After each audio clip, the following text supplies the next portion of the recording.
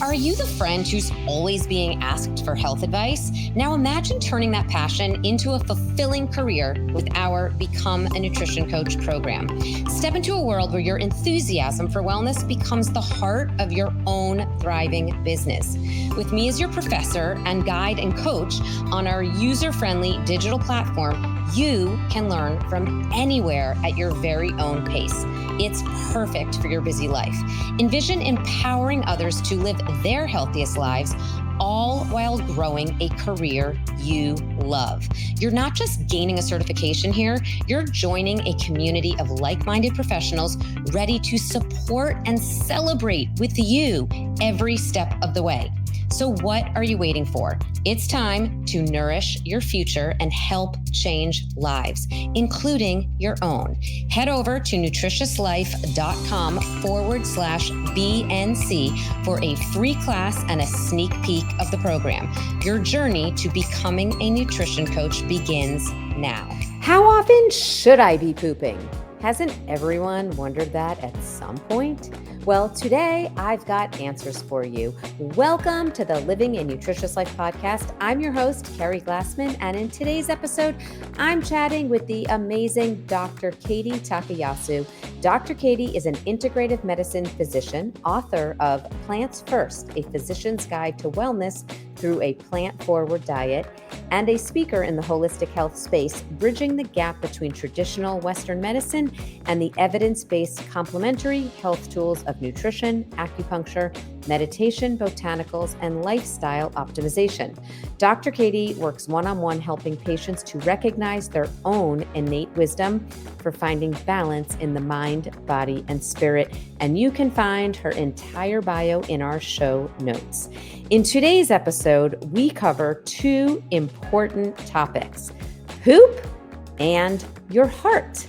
It will all make sense when you listen in, I promise. So if you're interested in making sure your bowels are healthy and your heart is pumping properly, then you'll definitely want to listen.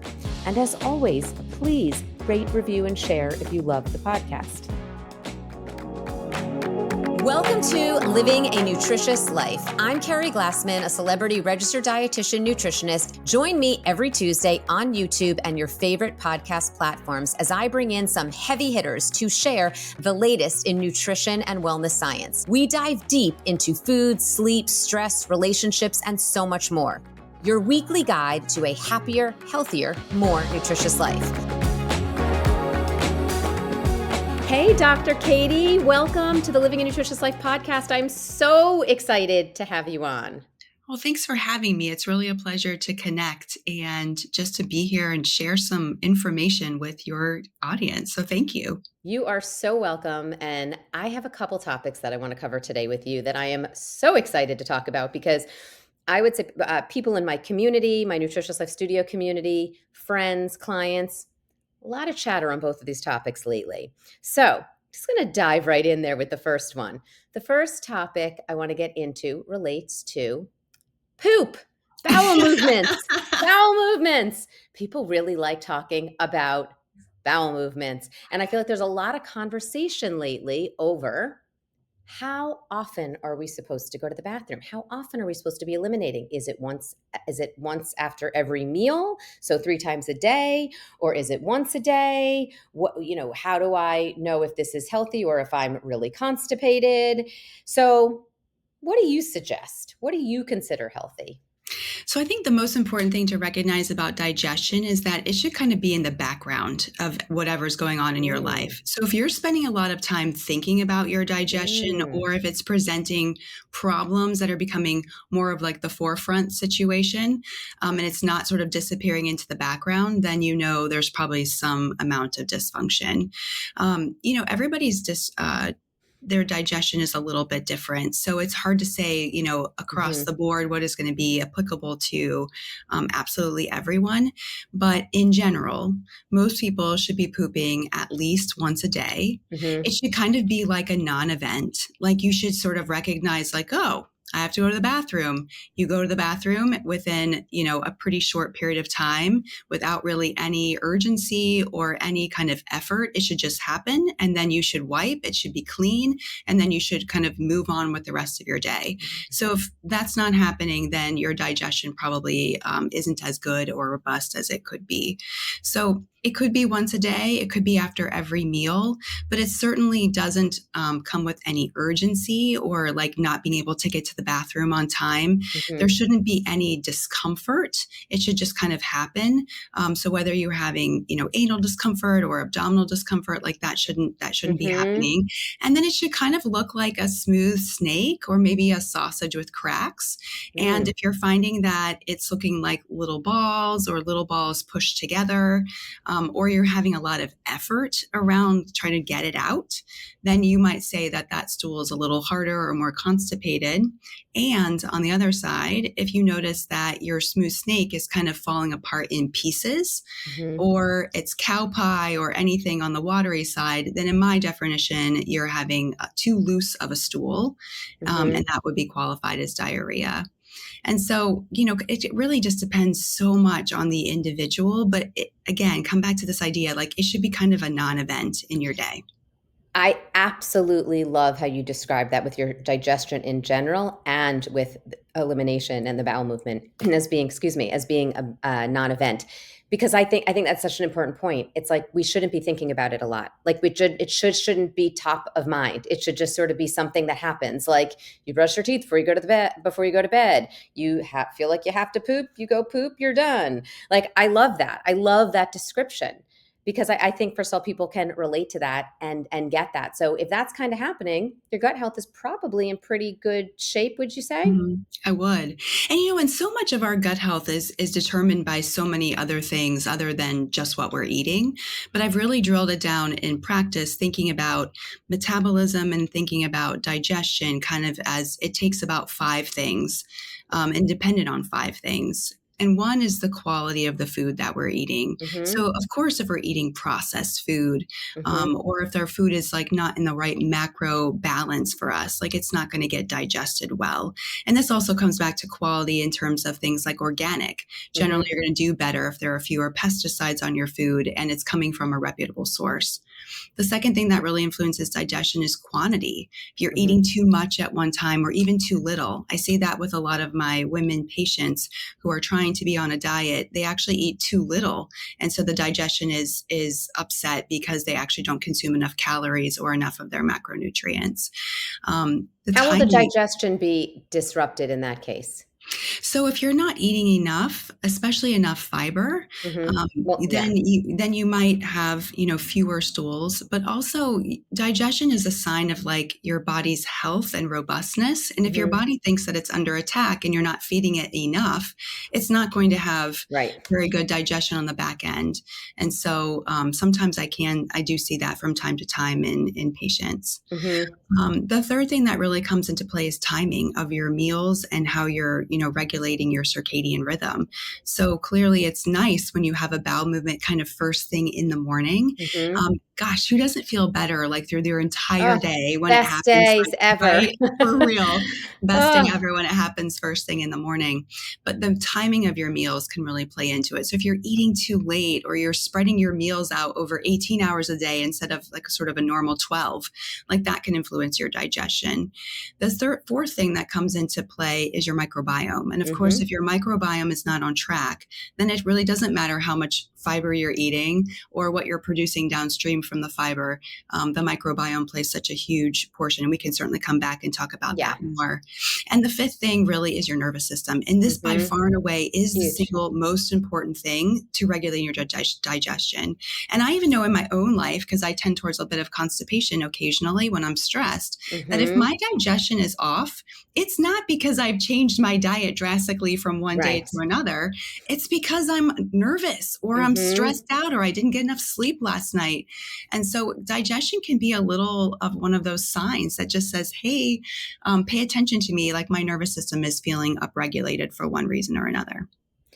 Okay, so many good things to comment on there. So one thing I just want to go back to, I want to mention how you said, once a day can be great and normal, but it really depends on the individual. I think that's so important because I do think that there are some people that say you're supposed to go to the bathroom, bowel movements after each meal. There's some people that say absolutely no more than one. That's even too much, like just once a day. So I love that you said it's individual. I believe that wholeheartedly as well. I really think it's more like what is normal for your system, which is why obviously also when working, and I'm sure when you work with your patients, you're asking them about their bowel movements and what's normal for them. If they're going, once a day, but they always went 3 times a day, maybe something is up, but for another person, once a day Right. is perfectly normal. So I love that you said that and you really look at, the individual. I think that's great.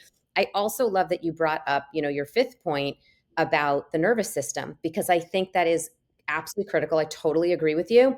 And I also think that it's the thing that people give the least credit to when it comes to Mhm. their digestive health. I just think it just people don't always connect the dots, right? And so I think that that's a huge, huge eye-opening thing for people. So one thing I often recommend to people is, especially if someone is anxious or stressed, before they eat, to just even take that moment and do some breath work, even for a minute, just some breathing to get into a more parasympathetic state, and their digestion will be better. They will absorb food better when they are more relaxed. So I really love that you brought that up.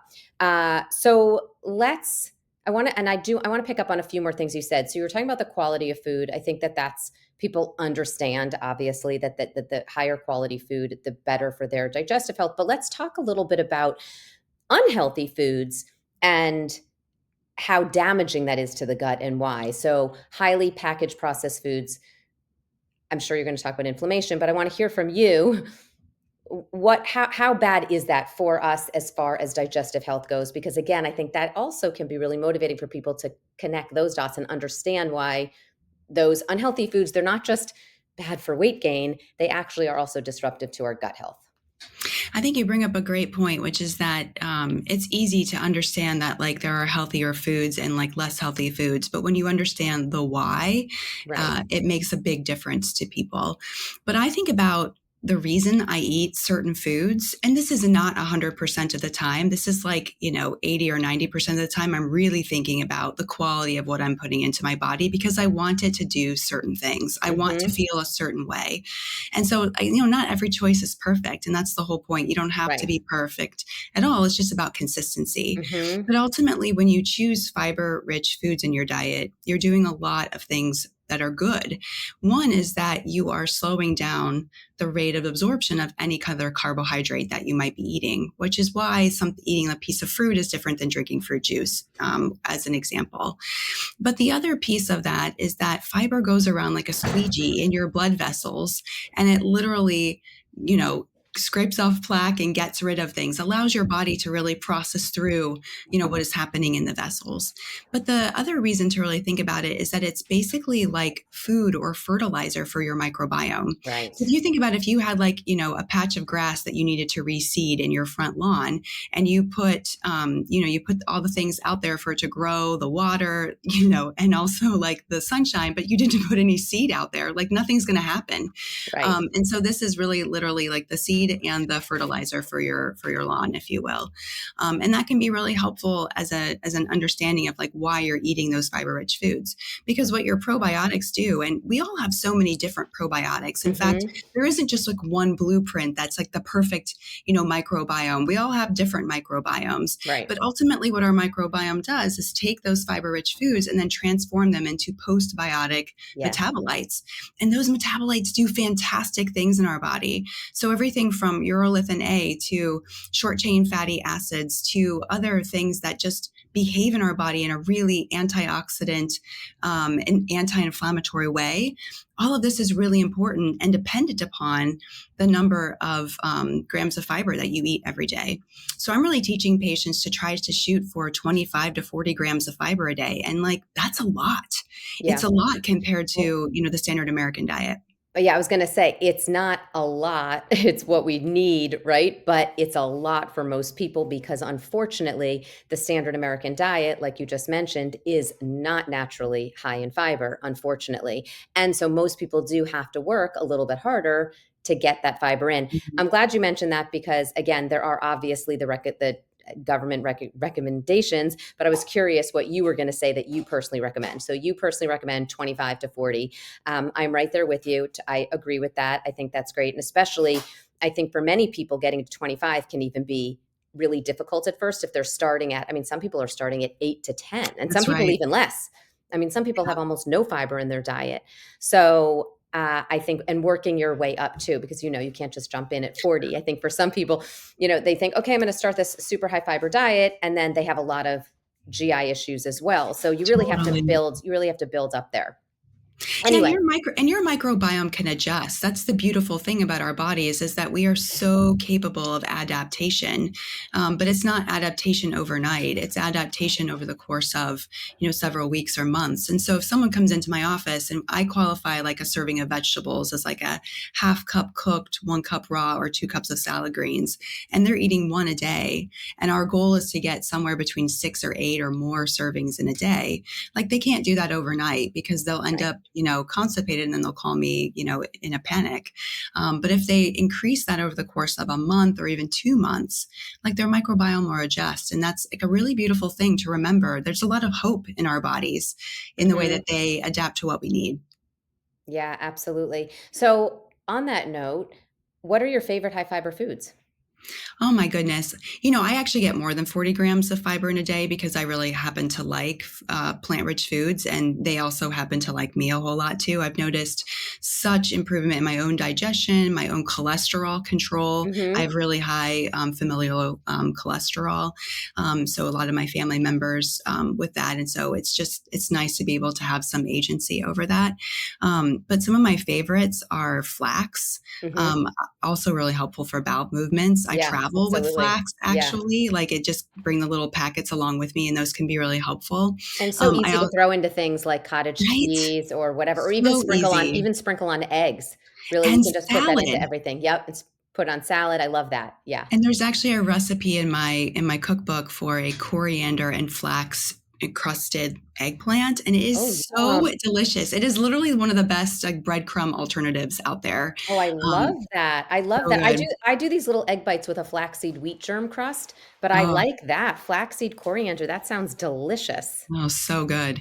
But I think flax is wonderful. I eat a ton of fruits and vegetables, mostly Mhm. vegetables, not as many fruits. But some of my other go-tos are, I really love chocho protein powder, and that packs Okay. quite a bit of fiber in it as well. And then, every once in a What while, protein powder is that though? Do you have a specific one? yeah, I like the Be Well by Kelly Okay. plant protein powder, and Okay, amazing. it's unflavored. Yep. I'm not a big believer in flavored things. I really like to taste things, and it's protein powder. It should taste Mhm. kind of bad. And so I've really grown over the course of time to really love that one. And I will do different types of breakfasts with it. But that's a great way to get an easy, 20 grams of protein first thing in the morning as well. So, yeah, and that's why I was asking you sort of like your favorite high fiber foods, because I think people obviously usually think fruits and vegetables, but sometimes we have those, little tricks up our sleeve of a way to just like boost our fiber each day. Like the flaxseed, I think was a great example. I love that one. That's really, really good. Okay, so what about fiber supplements? Do you ever recommend fiber supplements, and which type do you like the best, and how do you use those in your practice?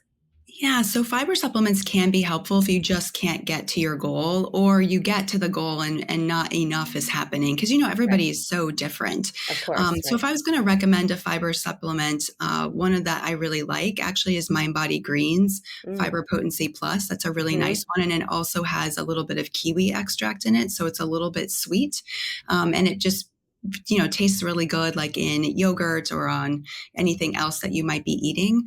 So that's a really nice one. But really, the evidence really points to using more natural fiber found in our foods, as opposed to taking exogenous, just supplemental fiber. Because what you can't do is you can't supplement your way into good health. Oh, So absolutely. it is really this idea of, let's eat the things that we're supposed to be eating. And then if you need some extra help, then we can add something in. I'm also a big proponent of motility agents. And so I see a lot of patients with irritable bowel syndrome or SIBO, small intestinal bacterial overgrowth.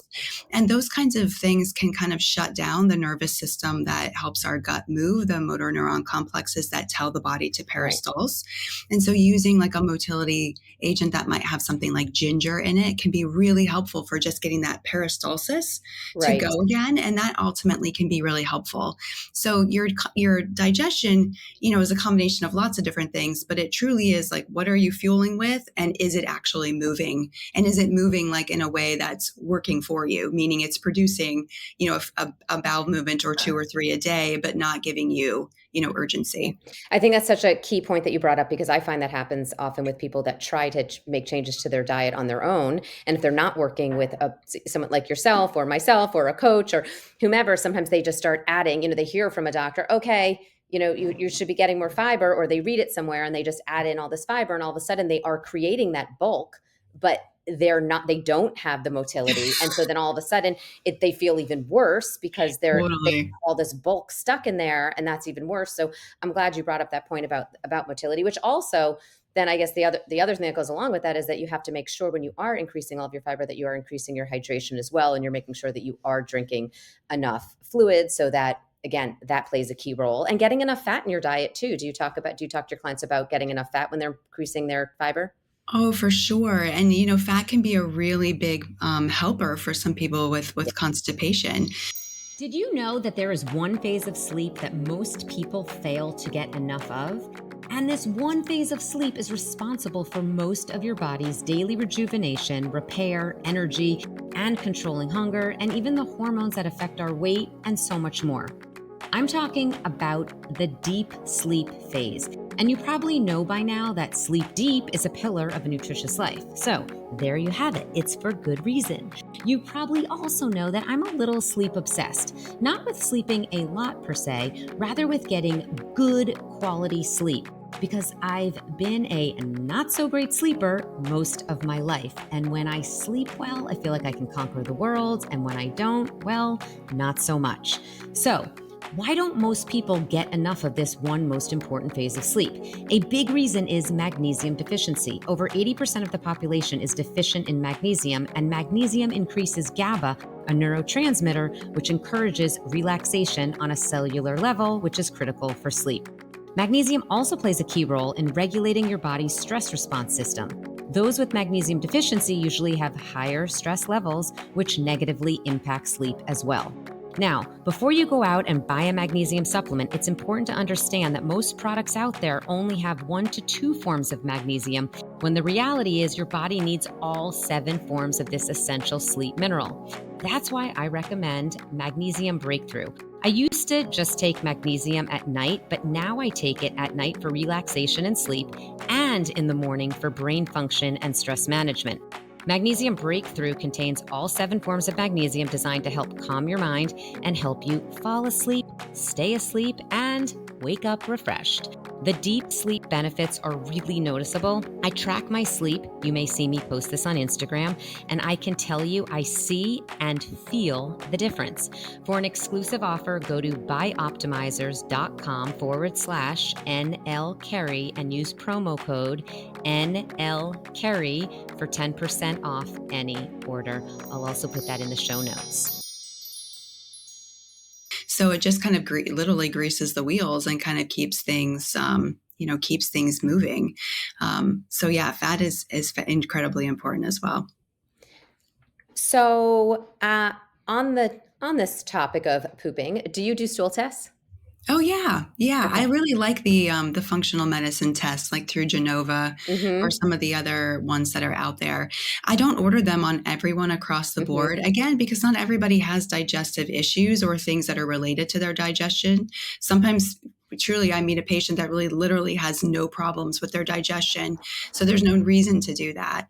But for patients who come in that have problematic symptoms, and sometimes when we can't really use their history as effectively as we want to, then sometimes having that extra testing can be helpful.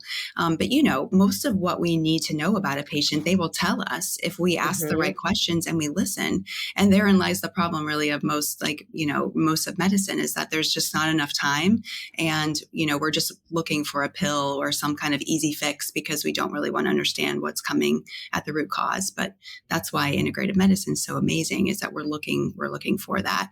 But sometimes it can be really surprising, things that I didn't think would be there are on there. And sometimes when people have extensive, foreign travel and they've eaten a lot of really adventurous foods, like you really do need to rule out if you have a worm or a parasite or something more serious kind of happening in the background. But it's nice to see, how many short chain fatty acids are you making? What's your butyrate percentage? Is there a lot of inflammation in the bowel? Are you actually digesting your food okay? And do you have is there a lot of undigested fat in your stool?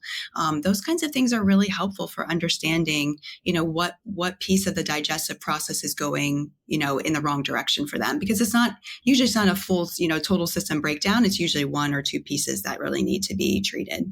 Yeah, absolutely. Because, right. So, I mean, there are people too. I think it's so frustrating. They say, I'm eating everything right. I'm eating so healthy. I don't understand what's going on. But if they're eating all these healthy foods, but there's something else going on and they're not digesting that healthy food, then they're not going to feel great. So, but I am glad that you brought that up, that you said you don't just do a stool test for everyone, because I do think there is, and I think, testing and information is always power, and we can learn a lot and helps us peel back those layers. And as I always say, it's like great to be a journalist when you're in here, right? You got to ask lots of questions and spend the time with the client or patient so you can get that information, which, like you already mentioned, that's why integrative medicine is so great, because you get to spend that time and you do get to dig in there, which is incredible. But I also love that you said that you don't just test every patient, because I do think there are many times where it is unnecessary. You don't need to know that, or you have the information you need from asking the right questions to the patient. You don't need to do another test. So I do think there is some over testing going on. So I love that you said that you use the testing when it's appropriate to find out the information that you weren't able to get from the patient. Exactly. And sometimes I'll even pose to the patient. I'll say something like, I think this is what is going on. And probably this solution, this probiotic, this whatever is probably going to help move you in the right direction. But if you want the data, I'm happy to get the data first. However, we can move forward with what I think is happening. And we can sometimes even use things like probiotics, like diagnostically. So if someone is having a lot of maldigestion, right, and you give them a probiotic and all at once they are so much worse, well, that tells you something. That tells you there's probably too many bad actors, too many bad probiotics in the system, and you've overshot it. And so you can use tools like that if people don't want to get testing, because it is expensive and it takes time. It takes like 3 to 4 weeks for a stool test to come back sometimes. So, I don't want to delay. Sometimes people are so miserable that you don't want to delay, helping them feel better because you're waiting for, this information. And I like that you brought that up too. I also tell people too, sometimes you might try a probiotic and you might actually feel worse. And that is actually okay, because you'll stop taking it. We've learned information, and this is all part of your journey and the process.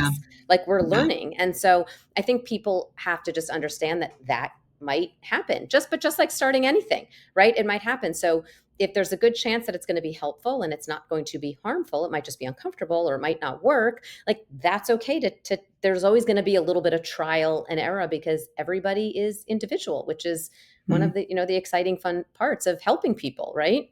Oh, for sure. I actually really love that. Everything is so unique every time that I get to talk to someone. And that's probably one of the most joyful things about my job, is really understanding each individual person and taking care of them. And even getting to know things like about their, support system and their stress in their life, and everything going on is going to play a role in here. Like we were just talking about stress and digestion before. So this is sort of a segue, sort of not. I want to ask about gut health, specifically in midlife, because we know that it plays a very specific role as it relates to hormones. And we know that going into midlife, perimenopause and menopause, it is even more important. I mean, it's important all the time, but it's maybe we could say even more important to have good gut health. So can you talk a little bit about what you see with midlife women and gut health and why a good healthy microbiome is so important during this time? So your microbiome is affected by any hormonal shift in the body. So whether you're going through menarche, at 12 years old, or you're having a baby, or you're, breastfeeding, or going through perimenopause, the microbiome is constantly adjusting, and it's a teeter-totter, right? So it's constantly kind of adjusting to where we need to be. And over the course of time, if we don't take care of it, then things can kind of go off kilter. And a really common time for that to happen is in perimenopause. I think one reason is because your hormones are all over the place during perimenopause. And so the bowel is just trying to adjust to that. But I think the other piece is that it just lasts for a long time. We joke about it being the best 7 to 10 or more years of your life. And so if you compound that on potentially having, many pregnancies or, things that had happened in your earlier years, then with perimenopause, it's kind of the perfect recipe for something to happen with the microbiome. And honestly, we're just not as resilient when we're 40, 50 and beyond as we were, say, when we were 20 years old. And we see that across the board with, how much alcohol you can tolerate to just how much, sleep you cannot have. It all just becomes a little bit more important as we get older, and it compounds, I think, a lot when we get into our mid years. But digestion becomes an area where people feel that they want to get more answers, because generally the digestion we're having, in our 40s and 50s makes us feel bloated. And then you kind of wonder, am I bloated because something more serious is happening, or is it digestive related, or is it weight gain? And so it becomes this compounding thing that people want to understand a little bit more thoroughly. But hormonal fluctuation is the biggest driver of all of that. Right. That's what I see a lot of that, just the hormonal, like the big fluctuations. I don't want to say balance because there's no perfect balance. It's all It's all fluctuations, but the fluctuations are so all over the place that I definitely see more gut health issues. But it's also incredibly important to have, a normal bowel movement, normal for you bowel movement in midlife, because that's how you're kicking out extra hormones. Yes. If you think about what's happening in your 40s, when progesterone starts to wane and we become, if you will, a little quote unquote estrogen dominant, then you want to be able to have a mechanism for kicking out that extra estrogen in your poop, so that you can control the bleeding around your period, or the breast tenderness you might have, or other signs that estrogen is not being metabolized appropriately. And so there's a huge connection between the digestion and making sure your hormonal management, is on par. As long as we're talking about midlife women, I want to talk a little bit about heart health. We know that cardiovascular disease is still the number one killer of women over the age of 50. And it is February, American Heart Month. And so I'd love to chat a little bit about that. And so can we start with something that I think some people are starting to be aware of, but I don't think many people fully understand, HRV, heart rate variability. I'm a big Aura fan, and I wear my Aura ring daily, and I look at my sleep. Sleep is something I always work really hard on, but I also wear it really to track my HRV. So can you talk to us a little bit about HRV, what it means, why it's so important? I love wearing my Aura ring too. We can just plug them for a second. It's so convenient. And HRV wasn't really something I was clued into prior to wearing the Aura ring, but I really am interested to see in my own life how I can improve upon it. But it's this idea that it measures flexibility or resilience to stress. The more stressed that we are, the more that our body really does try to, keep things in the straight and narrow. And when we are less stressed, our body has more flexibility, more resilience, to be a little bit more free flowing with things like how much space is between each heartbeat. And so as we increase our heart rate variability, it's a great measure of just how resilient you are to stress. And so I've noticed in my own life, just wearing the Aura ring, how things like alcohol, eating late at night, obviously not getting enough sleep, and not taking breaks during the day, during my work day, can really influence the heart rate variability for the negative. And as I've become more expansive with things like midday meditation, or making sure I get to bed on time, and ultimately choosing not to drink as much alcohol, all these things I've had really smart improvements into my HRV. We also have a technique at our office called heart math, and this is available across, many different practices, and you can find it online as well. But it's a heart-centered meditation technique that actually uses heart rate variability, using a sensor that measures your pulse to train you to use this type of meditation to improve your heart rate variability. So if you're someone who maybe has an HRV in the 20s or 30s and you're looking to improve it, heart math might be a reasonable thing for you to try. And it's to boot, it's very, very pleasant. It's heartfelt meditation. So it's literally just a meditation that you do?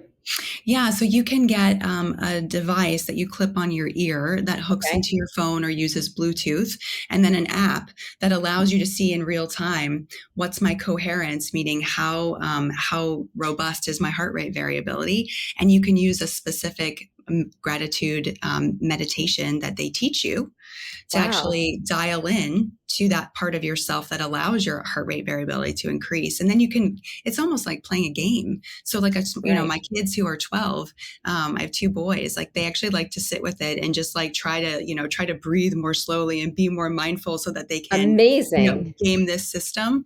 But they don't realize that they're actually, learning to meditate. So it's really fun, but it uses data that, you can measure in real time. So you can say like, yes, actually, that meditation I just did for 5 minutes actually did improve like my resiliency to stress, which is pretty cool. It's super cool. And it's, one thing I always say is like to clients, because I talk a lot about stress and it's one thing, I always say stress less. It's a pillar of a nutritious life. And it's something that, as you know, plays a huge role in someone's health on many different levels. And I always say, I can't take away your stress, but I can help you manage your physiological response to stress, even by doing something just like breath work. Breath work, when you're breathing properly, you're not going to be releasing those stress hormones. So but using this, it sounds like it's going even a step further. And it's something that you can really track and see how well, like how much of a difference it's making. So that's a really, really cool thing, because I think sometimes we like to see the results. We want to see how we're improving, which is why one of the reasons I love tracking HRV also. Mm-hmm. And the one thing with HRV that I think is confusing for people is there isn't this number to go for. It's very individual. So I always say people like take a look at, where you are for a month, see how you were doing, and then play around, like do some meditation, see if it gets better, get better night's sleep, see if it's better on the nights you've slept better, which for the most part, it usually is higher. Mm-hmm. See, practice like the alcohol thing, like you just mentioned, absolutely so much better when you don't drink alcohol. Your body's not stressed, detoxifying. So right. So, I mean, I think that there's a lot of benefits there to watch, but I just think, again, sometimes people I think want those like exact numbers, and that is the type of thing. It is very personal, like everything, right? Absolutely. But downstream from that really is like the compounded effect that it has on your body, and understanding that if I'm working to improve my heart rate variability or I see small improvements, it's not just that number that's changing, right? It's the whole system, because it all works in concert. And that part is also incredibly fascinating to me. Yeah, absolutely right. Which is why you probably like the type of medicine that you practice, because you are looking at how all the different systems work together. Okay, so we're going to continue with the heart system. Let's talk about cardiovascular health a little bit more. So we started with HRV. You explained how that's the body's ability to adapt to stress. I think it's a great thing for people to track if you do have an Oura Ring or some other, wellness tech device that you can use to track it. It's a really great thing to track. But let's talk about other numbers that people do tend to look at. And so I think I was talking to you about this before the podcast started. I was telling you how a friend of mine called me the other day, and I'm 52. And she's a college roommate. And so she's 52 as well. And she said, so my LDLs are high. I guess I just have to go on a statin, right? And I said, whoa, slow your roll. There's a lot of other numbers we need to look at before you just think, oh, got to go on a statin. There's a lot of things to look at. So I think that I think that so many people are getting, when they go to get their blood work, they just see their total cholesterol, they see their LDL, and they might know LDL is the bad cholesterol, HDL is the good cholesterol, but they're not necessarily obviously, doctors should order more blood work. But I think that I like people to be empowered to to know the test to ask for. And then two, I want people to understand like what those numbers mean a little bit more. So I guess my first question for you is LDL, HDL, small particles, big particles, lipoprotein A, ApoB. What do you test? What do you generally test? Like the average, woman over the age of 40, let's say. What are you looking at? And then how do you explain those numbers to your patients? I So know there was a lot there, that's but I okay. think okay. I love this stuff. So, I think the first and foremost is to say that statins are not evil and that they actually have Right. a place for some people. And if you are already on one, take your CoQ10, of course, and add that Yeah. into your regimen so that By you're the way, I receiving. wasn't saying that. I was not saying Oh, that I was like, sure. no, don't go on a statin. It's not good for you. I just meant you don't have to just jump to that without Oh, like, sure. let's get some more information first so you can make a more well-informed decision. That's really where I was going with that. Sorry, I just had to jump in with Oh, that. no, no, no. I totally understand where you're coming from. But I think there are going to be some people listening to your podcast who Mhm. maybe didn't have that educated conversation Right. prior to starting. And they're going to be like, oh, gosh, have I done something terrible for my health? Right. And overall, statins are good anti-inflammatory drugs. And if you think about the reason that we upregulate the production of cholesterol in the liver to begin with, it's because the body is sensing inflammation. So Mhm. if you think about like what is happening like inside your vessels, there's inflammation almost the same way as if you were to go outside and take a walk and trip on the sidewalk and like skin your elbow. Mhm. You'd want something to come into the system, into your body and like kind of patch that over and heal it. Yeah. And so that's what your body is doing with cholesterol. It's upregulating what's happening to patch it over. And unfortunately, it kind of overcalls it and makes plaque. And that's, no good for blood flow and prevention of, heart attack and stroke and that kind of stuff. But when I'm checking numbers for patients, I'm doing a pretty thorough look, Mhm. mostly because other physicians are not. It is not just enough, in my opinion, to order a cholesterol panel like once a Mhm. year.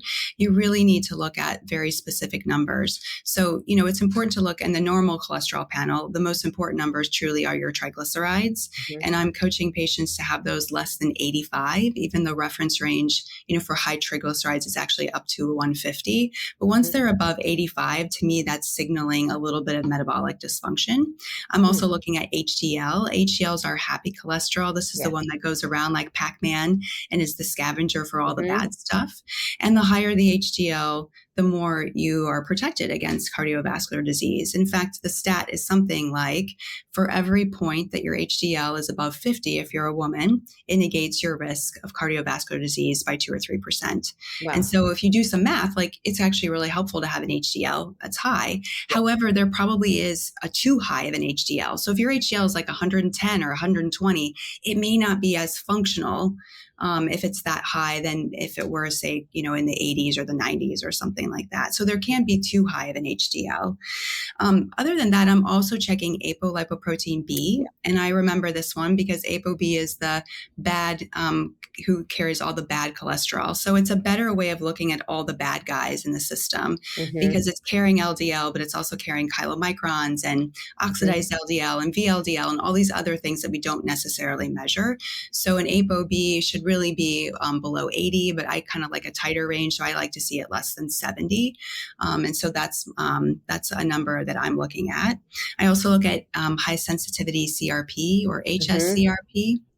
And this is really big because this is one of the first inflammatory markers to go up when there Mhm. starts to be inflammation inside the vessel. So if your cholesterol, say your LDL is, 130, but your HSCRP is zero point 0.3, then you maybe don't need to do anything about your cholesterol right now because your inflammatory markers are low. But, if you have that same cholesterol and your HSCRP is 5, well, then Mhm. there's a lot of inflammation in the system. I also like checking LPPLA2, which is another inflammatory marker that gets elevated a little further down the pathway of cardiovascular disease. So it can help you kind of figure out like where someone is in the trajectory of plaque formation. I also like LP little a or lipoprotein Yeah. little a. And I usually just check this one time. And this is the one Yeah. that has the very high inheritance pattern. So if you have a high LP little a, then going on aspirin or being a little more diligent about your health, your heart health is important. Yeah, no, that's what I was just going to jump in with that one. I was going to say that's the one though you get tested and you pretty much know your number though. You don't have to That's right. continue to get that one tested, right? Okay. Yeah. That's right. And then I do that a lot in my younger patients who have really strong family histories of Mhm. cholesterol, because often you'll pick that up, in a 25-year-old Mhm. with a very strong family history that their LP little a is 200. And then you have your whole rest of your life to actually do something about it, which is pretty cool. But I use all these markers in concert Mhm. along with metabolic markers. What is someone's hemoglobin A1C? What is their Yep. fasting insulin level? What is their fasting glucose, for that matter? What's going on with their liver enzymes, their ALT and Mhm. AST? And you put all this together and you start to kind of understand like how this body might be working, and then you can make better recommendations, because we're all about risk mitigation. That's what we're trying to do, is we're trying to Mhm. prevent something from happening. We have really good data in medicine about what to do after someone has had a heart attack or a Mhm. stroke, but we don't really have good data about what to do for primary prevention. And so this is a way of taking all these different pieces that we can measure and trying to build a program that will work for someone. I love your approach, and that's exactly, yeah, that's exactly why, like I was saying to this friend, like there's just a lot more information you could get. You might, right, you might need that statin, but there's a lot more information that you should have. So I really love your approach there, and I think that's going to be super helpful to people because they can, one, understand what those numbers are if they already have that blood work, because very often, their doctors haven't necessarily had that whole conversation with them. And if they don't have those numbers and they haven't tested, they should ask for those things. So Mhm. that was really, really helpful. What about calcium score? I like using a calcium score. That's another thing. If you kind of like fall into that, your space, the gray zone of like your cholesterol is elevated, maybe some of the inflammatory markers are a little elevated, and you're kind of like, well, how much risk is actually there? A Mhm. calcium score can be really helpful, but it's not the whole story, because it's just calcified plaque, and we can certainly Right. have soft plaque that goes undetected. And so there are newer, fancier tests that are looking at both soft plaque and hard plaque. And so for patients who really are in that gray zone and they're really not sure of like what the best pathway forward is, then those kinds of tests can be really helpful, even though they are not the calcium score, but the other tests can be a little more invasive. So let's talk a little bit about all of these numbers as they relate to, again, a woman midlife and estrogen dropping, numbers going up. We see that a lot. We know as estrogen drops, the cholesterol can go up. So how do you approach that as it relates to, I guess, going on some cholesterol meds or taking another approach and or hormone therapy? Yeah, I actually have had patients now, kind of enough years and through the perimenopausal time, that I actually see this happening in real time. Mhm. Someone will come to me in their early 40s and we'll get these measurements and everything will look okay. And then literally as they're starting to complain about, vaginal dryness or hot flashes or night sweats or sleep disruptions or whatever, and their estrogen is going down, and you continue to measure these variables, like they just do, they climb with time. And Mhm. that's just age coming for us. It's a combination of age as well as, the estrogen, which has so much protective effect for our heart. And so we have a really robust conversation about what your tools are that, are in Right. your toolbox. And of course, like the basement tool, right, is making sure that you're exercising, you're Right. weightlifting, you're doing cardio, maybe some HIIT to help improve your cardiovascular capacity. You're eating really healthy food, a good amount of protein, a plant-rich diet for sure, lots of Mhm. fiber. But into that, you can pepper things like hormone replacement therapy, or Mhm. menopausal hormone therapy is really what we Mhm. call it now. And that actually can be really helpful for people. Not only do they feel better, like they subjectively feel better, but you Mhm. can actually slow down the cascade of issues with heart disease. And so that's kind of fun to actually see that in real time, happen as we measure Right. these numbers, every 6 to 12 months. But I also prescribe statins too. Right. And like I said, I'm not totally opposed to that, because they do work and they're very anti-inflammatory. And for the right person who's taking, antioxidant replacement with like CoQ10 and Mhm. other supplements, they can be really well tolerated, and they prevent, plaque formation, and that's a huge issue. Yeah, absolutely huge. What do you think about red yeast rice extract? I think that can be also really helpful, but recognize that red yeast rice is just a statin in a different form. Right. And so while people can use that over the counter, if you're using a lot of it and you're noticing any side effects, it might actually just be smarter to switch to a pharmaceutical where you can get a more pure form of the Right. statin effect at a lower dose. And you know exactly what you're getting, I guess. And you know exactly what you're getting. That's right. Yeah. Yeah. Wow, this was so informative, so amazing hearing from you today. And I think it's going to be so helpful for so many of our listeners. So I really appreciate this. I love this. We covered poop, we covered cholesterol. This was fantastic. I could talk to you for hours about all of this. I'm going to ask you one last question. How do you live your most nutritious life on a daily basis? What's the one thing you do to ignite that nutritious life, I should say? You know, the thing that I think helps me most is engaging in pleasure.